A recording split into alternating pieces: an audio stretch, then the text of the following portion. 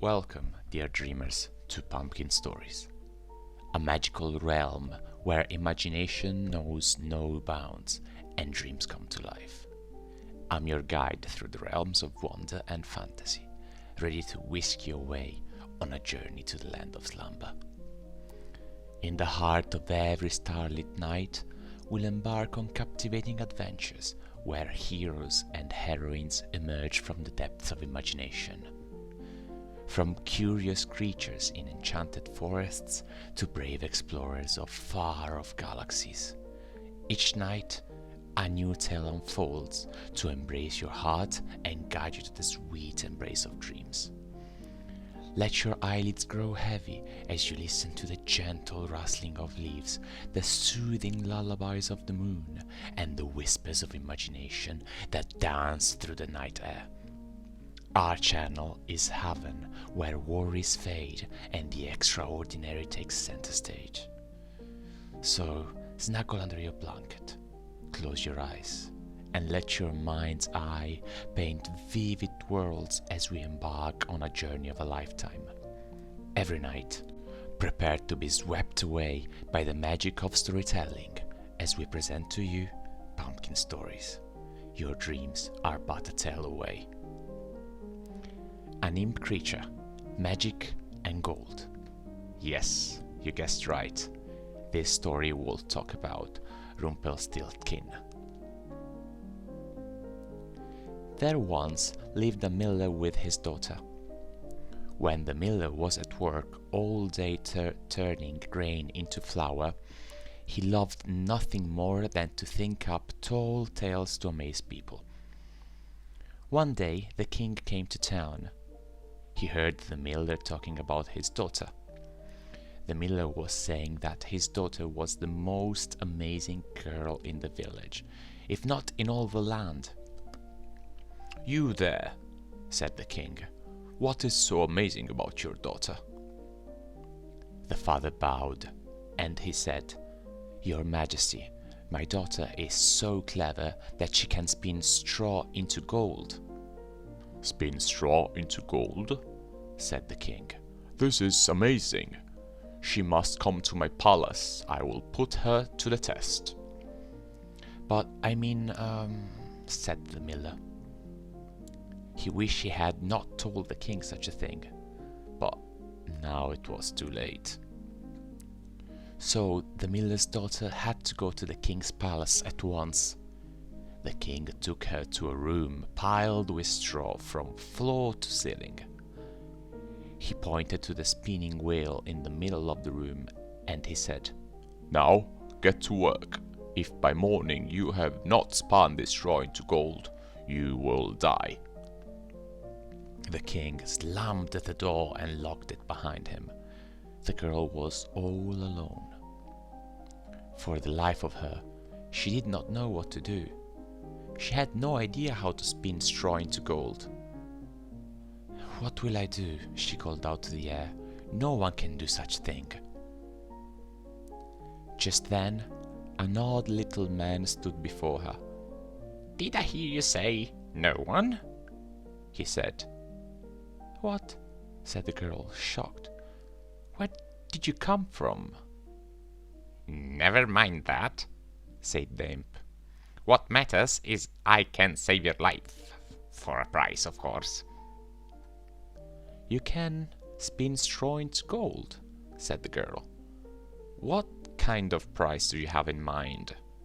She did not know if she should trust this stranger. What you give must be important to you," said the imp. "How about that necklace?" The girl thought, "Indeed, my necklace is very dear to me, but not as much as my freedom." So she said to the imp, "Very well, if by morning you can turn this room full of straw into gold, this necklace is yours." The little man got to work. Very busy he was, all night long, wear, until morning. By then, not one piece of straw was left in the room. All of it was turned into piles of poor gold thread. "You did it," said the girl. "Of course I did," snapped the imp. "Now hand over the necklace." "A deal is a deal," said the girl. She took off her necklace and gave it to him, and he was gone. When the king stepped into the room, he was very glad. "Look at that," he said, running the gold thread to his fingers. "Pure gold." "Yes. Now, if you please, sir, I'd like to go home now," said the girl. "Not so fast," replied the king. "You will have my servants bring new straw to fill up a room larger than this one. You will stay there tonight. Beware, by morning all the straw must be spun into gold, if you care about your life." "But I already—" said the girl. "No buts about it," said the king. And he left, slamming the door behind him, and locked it with a click. "Oh," the girl called out, "I was so lucky last night, but it will not happen again." "Who says?" said a voice. The girl turned. There before her was that odd little man again.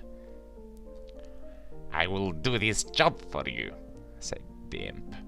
"But you must give me that ring on your finger." "I always loved that ring," thought the girl. "But after all, it is just a ring." "All right, it's a deal." So the imp spun that straw all night. By morning, nothing but piles of spun gold thread lay on the floor. The girl gave the ring to the imp, as she said she would do. The next morning, the girl felt sure the king would be so happy he would let her go home. But, alas, if 2 rooms of gold looked good to a king, 3 rooms of gold looked even better. The king took the girl to the bigger room yet. He had already filled with straw.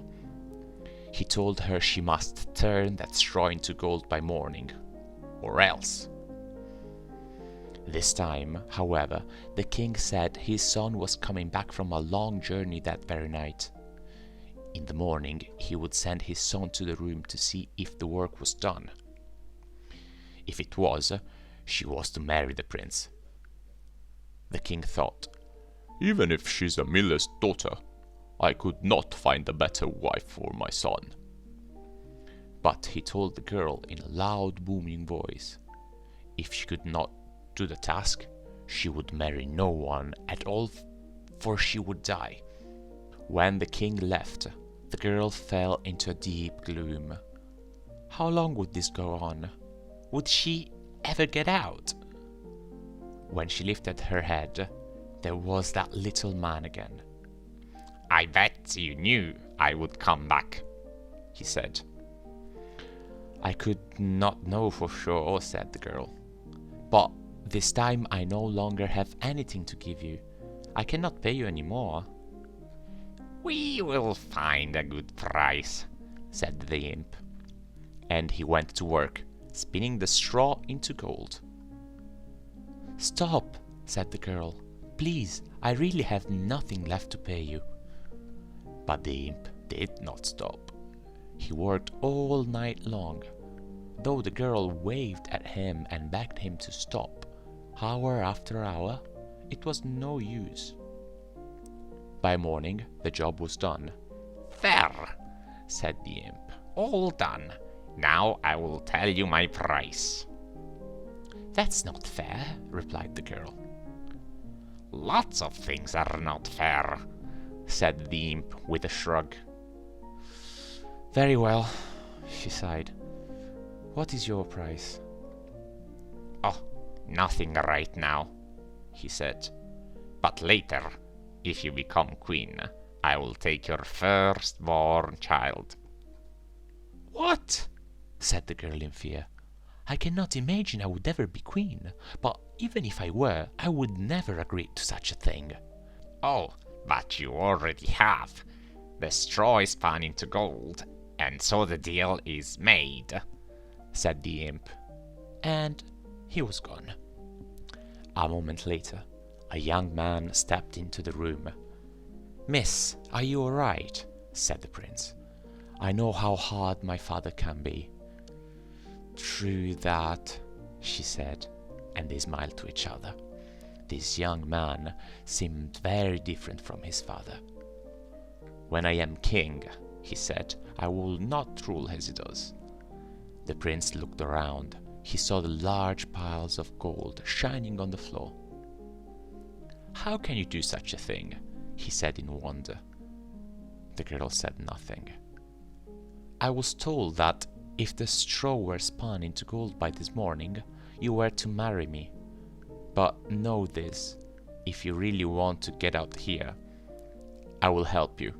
Don't worry, I will find a way to tell my father." This young man was very different. The girl wanted to get to know him better. The two stayed in the room and talked about all sorts of things. Before long, they had fallen in love with each other.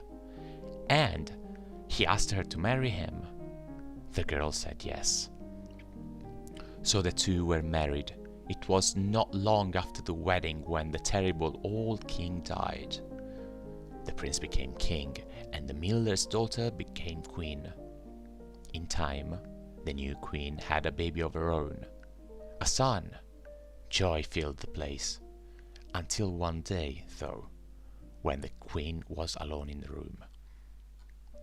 All of a sudden, the imp stood before her. "Give me what you promised," said the imp, pointing at the baby. "Now." "I never promised it," said the queen. She held her baby tightly, and she said, "I will give you gold instead, more gold than you have ever seen." "Why do I need gold?" said the little man. "I can make all the gold I want." "Then I will give you a castle," said the queen. "I come and go where I want," said the imp. "Why do I want with a castle?"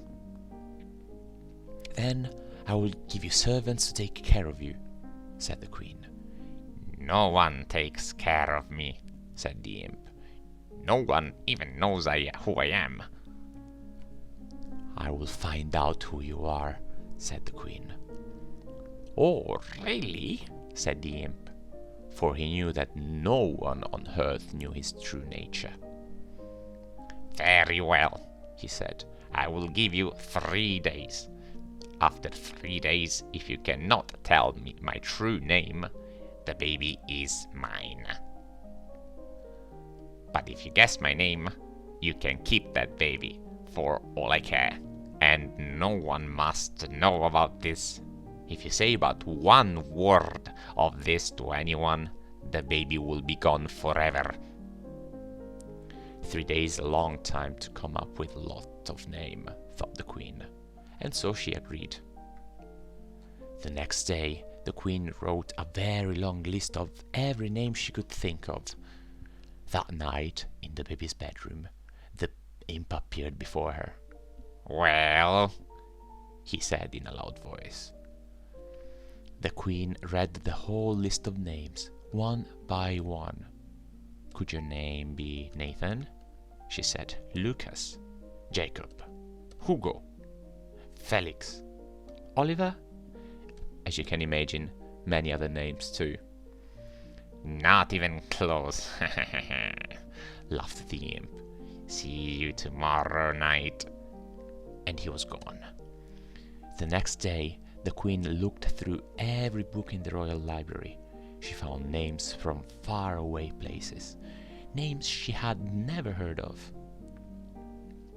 That night, when the imp appeared, the queen read her list. "Perhaps your name is Maximilian," she said. "No? How about Gunnar, Alfonso, Point Dexter, and many more?"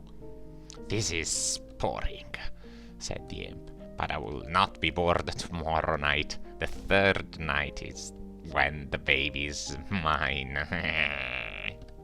He laughed again and was gone. The 3rd day, The queen did not know what to do. She wished she could tell her husband her woes, but she dared not. She walked to one side of the room, then back again, back and forth, over and over. "This does not help a thing," she said. She put on her royal cape and hood and walked outside the castle.